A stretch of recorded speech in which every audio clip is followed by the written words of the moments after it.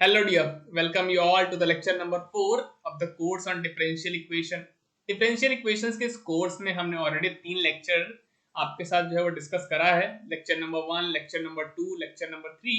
All these lectures are already uploaded on the channel. So if someone is new in this particular lecture, you are advised to go through all the lectures, that is lecture number 1, lecture number 2 and lecture number 3 before continuing in this particular lecture, so that you actually get all the concepts covered out whatever we have done in those 3 lectures, and you would be actually well set for understanding the lecture number 4 after those 3 lectures, because कुछ use तो उसका आता ही है, आपको पता ही है, भले इस लेक्चर के अंदर उसका यूज ना हो, बट आगे जैसे हम कोर्स के अंदर जाएंगे तो उन लेक्चर्स के यूजेस जो हैं वो आपको दिखेंगे जरूर.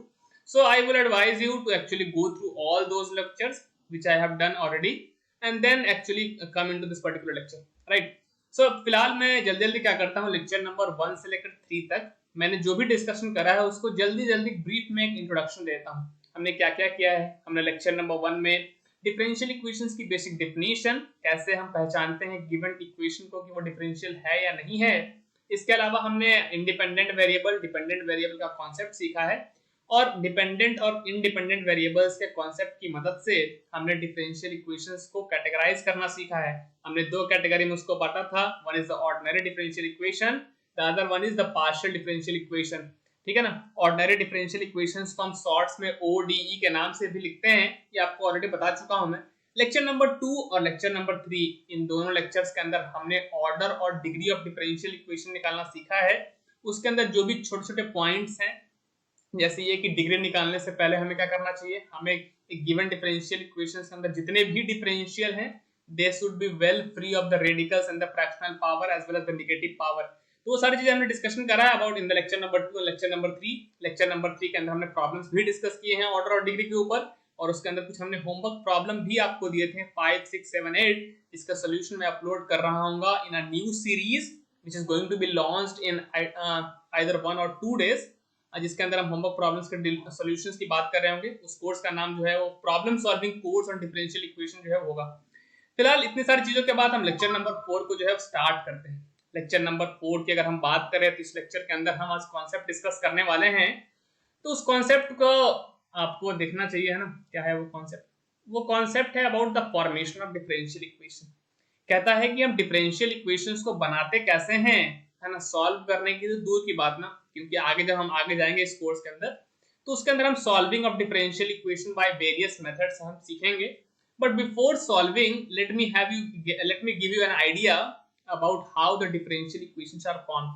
तो उसको समझने के लिए बहुत सिंपल सा एग्जांपल वंस अगेन मैं इंट्रोड्यूस कर रहा हूं, जो मैंने पहले भी 1-2-3 बार ले चुका हूं. That is y = sin x plus cos x. ये आपको एक फंक्शन दिया हुआ है. अगर मैं बोलूं कि एक बार इसको डिफरेंशिएट कर दो, है ना, ये आई थिंक मैं तीसरी बार कर रहा हूं ये चीज, है ना. तो साइन का डिफरेंशिएशन cos, cos का डिफरेंशिएशन हो जाएगा माइनस साइन. एक बार बोलूं और डिफरेंशिएट कर दो तो आप आसानी से कर सकते हैं.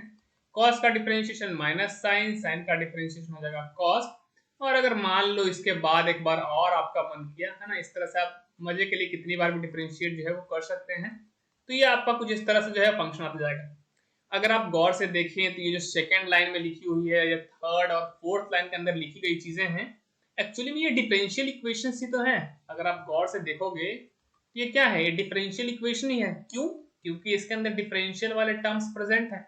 अगर हम पहले इक्वेशंस की बात करें तो इसके अंदर ऑर्डर भी आप बता सकते हैं. इसका ऑर्डर 1 है और इसकी डिग्री कितनी है, तो मैक्सिमम पावर चूंकि आपको dy/dx की 1 दिख रही है तो इसकी डिग्री हो गई. सिमिलरली अगर हम सेकंड इक्वेशंस की बात करें तो इसके अंदर ऑर्डर आपको 2 दिख रहा होगा और आपको जो डिग्री है वो 1 दिख रहा होगा. थर्ड इक्वेशंस के अंदर आपको ऑर्डर जो है वो 3 दिख रहा होगा and degree is same in all the differential equation which is equal to 1. तो अगर हमें एक फंक्शन दिया रहे तो हम उसको डिफरेंशिएट कर करके डिफरेंशियल इक्वेशन बना सकते हैं. यही एक आइडिया है जो मैं आपके सामने पुट फॉरवर्ड करना चाहता हूँ. जैसे एग्जांपल्स के लिए मान लीजिए y किसने दिया sec x, ठीक है ना. तो अगर हमसे कोई बोलता है कि बताओ इससे कोई भी डिफरेंशियल इक्वेशन बना के बताओ, हम क्या करेंगे, जल्दी से इसको x के रिस्पेक्ट में डिफरेंशिएट कर देंगे. sec x का डिफरेंशिएशन होता है sec x into tan x. तो ये आपका डिफरेंशियल इक्वेशन बन गया. तो मतलब डिफरेंशियल इक्वेशन बनाने के लिए कहीं ना कहीं हमें गिवन फंक्शंस को डिफरेंशिएट करना पड़ता है. ये एक बेसिक सा आइडिया आप रखिए. फिलहाल हम स्टेप्स डिस्कस करने वाले हैं, है ना, कि गिवन जो इक्वेशन आपको होगा in x as a function of y, y as a function of x, x as a function of t, कुछ भी हो सकता है। एक फंक्शन दिया रहेगा, तो गिवन फंक्शन से अगर आपको इक्वेशन बनाना है तो आपको एक थोड़ा बहुत डिफरेंशिएशन का हेल्प जो है वो लेना पड़ता है। ये एक बेसिक्स आइडिया आपको रखना है whenever we would talk about the formation of differential equation। अच्छा, अब मैं क्या करने वाला हूं, now I am going to discuss in actually more detail कि अगर हमें गिवन फंक्शन दिया रहा है, एक गिवन फंक्शन दिया रहा है, तो उस गिवन फंक्शंस के कॉरस्पॉन्डिंग हम डिफरेंशियल इक्वेशन कैसे बनाएंगे। तो ये चीज हम 3 स्टेप्स के अंदर कर रहे होंगे। पहली जो चीज है वो ये है कि एक्चुअली में आपको फाइंड आउट करने हैं, find out the number of independent arbitrary constant in given differential equation। given differential equation, तो पहला स्टेप क्या करना है कि जब कहीं भी आपको डिफरेंशियल इक्वेशन दिया जाए तो आपको नंबर ऑफ आर्बिट्ररी कांस्टेंट्स ढूंढने हैं, है ना। वो आपको ऑफ कोर्स इक्वेशन जब दिया रहेगा तो या तो क्वेश्चन वाला आपसे सिंपली बोल देगा कि हाँ भाई ए और बी जो है हमारे जो है वो आर्बिट्ररी कांस्टेंट है, नहीं तो आप पहचान सकते हैं, सिंपली देख करके पता चल जाता है ना कि कौन कांस्टेंट है कौन वेरिएबल है, ठीक है ना। तो जितने भी इंडिपेंडेंट आर्बिट्ररी कांस्टेंट है सबसे पहले वो फाइंड करो, कितने नंबर्स में आपको फाइंड करना है। दूसरा स्टेप क्या है कि जितने भी नंबर होगा, मान लो कि 2 आया, मान लो कि गिवन इक्वेशंस के अंदर नंबर ऑफ आर्बिट्ररी कांस्टेंट 2 है, ठीक है ना। वैसे तो ये तीनों स्टेप्स प्रॉब्लम्स के थ्रू हम क्लियर कर रहे होंगे, बट फिलहाल वो स्टेप आप नोट डाउन कर लीजिएगा कि पहला स्टेप ये है कि जो भी डिफरेंशियल इक्वेशन दिया रहेगा आपको उसके अंदर number of arbitrary constant find करो। दूसरा, फिर क्या करना है, जैसे ही आपने number of arbitrary functions number of arbitrary constant find कर लिए, आपको उस इक्वेशन को उतना ही टाइम डिफरेंशिएट करना है ना। डिफरेंशिएट, मैं थोड़ा इरेज कर लेता हूं यहां पे, डिफरेंशिएट इक्वेशन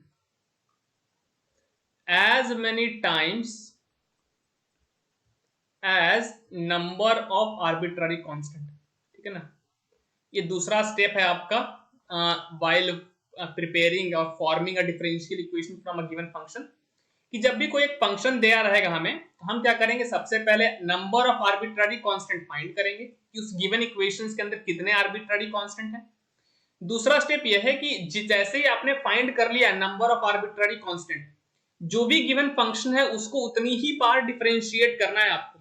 ऐसा नहीं कर सकते कि आपके पास नंबर ऑफ आर्बिट्ररी कांस्टेंट जो है वो एक आए और आप चले डिफरेंशिएट करने गिवन इक्वेशन को 2 या 3 बार।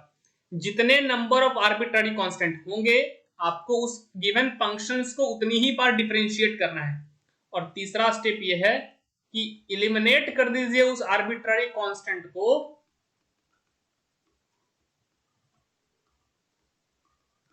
फ्रॉम गिवन इक्वेशन, ठीक है ना। तो जो आपका फाइनल डिफरेंशियल इक्वेशन बन रहा होगा उसके अंदर आपका आर्बिट्ररी कांस्टेंट नहीं रहना चाहिए, ये केवल आप बात जो है वो ध्यान रखिएगा। अब वो कैसे हटाओगे, तो जो भी गिवन इक्वेशंस दिए रहेंगे आपको, ठीक है ना, उसकी मदद से आप आर्बिट्ररी कांस्टेंट को एलिमिनेट कर रहे होंगे in final differential equation. So let me in brief, मैं जल्दी जल्दी फिर से बोल देता हूं। 3 स्टेप का काम है, आपको एक फंक्शन दिया रहेगा, बोला जाएगा इस फंक्शन के कॉरस्पॉन्डिंग डिफरेंशियल इक्वेशन बनाओ। पहला स्टेप ये है कि आप देख करके पता कर लेना कि कितने डिफरेंशियल, उस गिवन डिफरेंशियल इक्वेशन के अंदर कितने आर्बिट्ररी कांस्टेंट है। जितने आर्बिट्ररी कांस्टेंट उतनी बार डिफरेंशिएट, और फाइनली डिफरेंशिएट करके उस आर्बिट्ररी कांस्टेंट को एलिमिनेट कर देना है। That is the simple process that you have to follow. But since I am talking about the mathematics, and mathematics को जब तक हम प्रॉब्लम्स को सॉल्व नहीं करेंगे तब तक हमारे जो तीनों स्टेप्स हैं वो क्लियर नहीं हो पाएंगे। तो आइए हम जो है प्रॉब्लम लेते हैं आपके साथ और इसको जो है हम डिस्कस करते हैं डिटेल के अंदर। सवाल आपको स्क्रीन के ऊपर जो है वो दिख ही रहा होगा। क्वेश्चन ये है, form the differential equation from the equation given by y is equal to ax cube plus bx square. कहता है कि आपको एक हम फंक्शन दे रहे हैं, ठीक है ना। तो मैं इसको बहुत अच्छे तरीके से लिख लेता हूं कि given function is y is equal to ax cube plus bx square. अब इस गिवन फंक्शंस का कॉरस्पॉन्डिंग हमें डिफरेंशियल इक्वेशन बनाना है। तो पहला स्टेप क्या था, number of arbitrary constant find करना। तो अगर आप क्लियरली गॉड्स इक्वेशन के अंदर देखें तो y और x तो वेरिएबल हैं, तो कांस्टेंट कौन कौन है, a एंड b। तो हम क्लियरली देख सकते हैं कि जो अपना a एंड b है कि यहाँ पे क्या है, दे आर आर्बिट्ररी कांस्टेंट। समझ में आई बात यहाँ तक? तो इक्वेशन देखोगे तो अपने आप पता चल जाएगा कि कौन आर्बिट्ररी कांस्टेंट है और कौन वेरिएबल है। तो हमें number of arbitrary constant find करने थे, तो बताइए नंबर ऑफ आर्बिट्ररी कांस्टेंट कितने हैं? तो आपको दिखी क्या होगा, दो हैं, एक a और दूसरा कौन सा है, b। तो जितने आर्बिट्ररी कांस्टेंट उतनी ही बार डिफरेंशिएट। तो हम क्या करेंगे, अगर इसको इक्वेशन 1 बोल दूं तो मैं इसको डिफरेंशिएट कर रहा हूं, differentiating equation 1 with respect to what, with respect to x। सबसे पहले हम एक बार डिफरेंशिएट करते हैं, फिर दोबारा डिफरेंशिएट करेंगे, क्योंकि दो बार हमें डिफरेंशिएट करना है। तो जब एक बार डिफरेंशिएट करोगे तो ये आ जाएगा 3ax² bx² का आ जाएगा 2bx। फिर अगर चूंकि हमें दो बार डिफरेंशिएट करना है तो हम क्या करेंगे, differentiating again with respect to what, with respect to x। तो ये d2y हो जाएगा dx², 3ax² का डिफरेंशिएशन 6ax और इसका हो जाएगा 2b। आई होप आपको डिफरेंशिएट करने में कोई दिक्कत तो एटलीस्ट नहीं आता। अब क्या करना है हमें, तीसरा step, the most important step while formation of differential equation, that is the elimination of आपका जो आर्बिट्ररी कांस्टेंट है वो, राइट। तो हमारा आर्बिट्ररी कांस्टेंट कौन है, a और b। तो हमें कैसे एलिमिनेट करें, तो अगर आप गौर से देखो तो यहाँ पे आपके पास प्रेजेंट है 2bx, इस इक्वेशन के अंदर प्रेजेंट है 2b।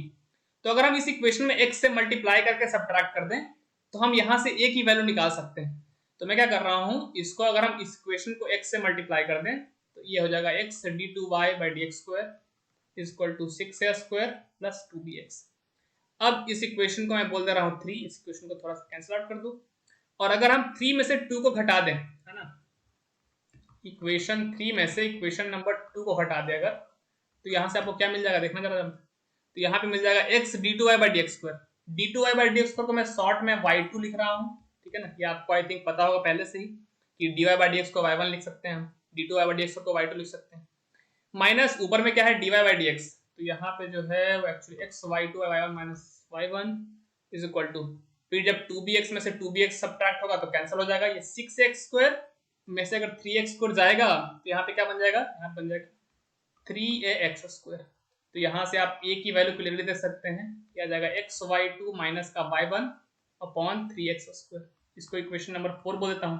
तो हमें एक कांस्टेंट की तो वैल्यू मिल गई in terms of x and y1 and y2। Similarly हमें b निकालना है, तो हम क्या करेंगे, ये जो अपना इक्वेशन था सिंपल सादा है, इसमें हम a की वैल्यू रख दे रहे हैं, ठीक है ना। तो अगर इसमें a की वैल्यू रख दोगे, ठीक है ना, पुटिंग वैल्यू ऑफ a, ठीक है ना, तो अगर उस इक्वेशन में a की वैल्यू पुट कर दोगे तो क्या आ जाएगा, देखो मैं इस इक्वेशन में पुट कर रहा हूँ, देखो गौर से। तो ये y2 इज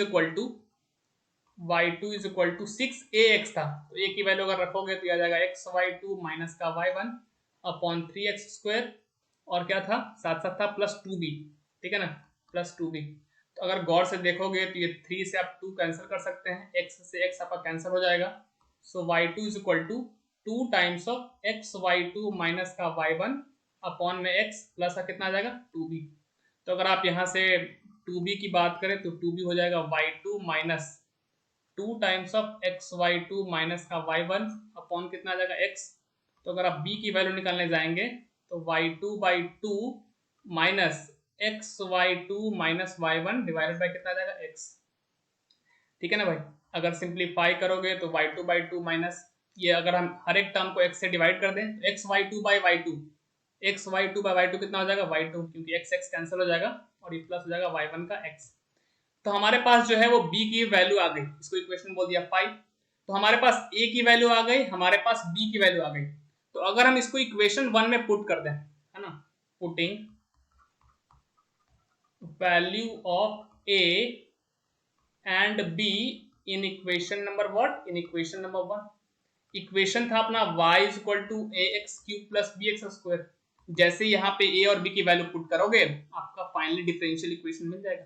तो a का वैल्यू कितना है, a का वैल्यू है x y2 minus y1, a का वैल्यू है x y2 minus y1 upon में कितना है, अपॉन में 3x², ठीक है ना, अपॉन में 3x² प्लस b का वैल्यू कितना है, b का वैल्यू है y2 by 2 minus y2 minus का y2 प्लस का y1 बाई एक्स इंटू अपना x।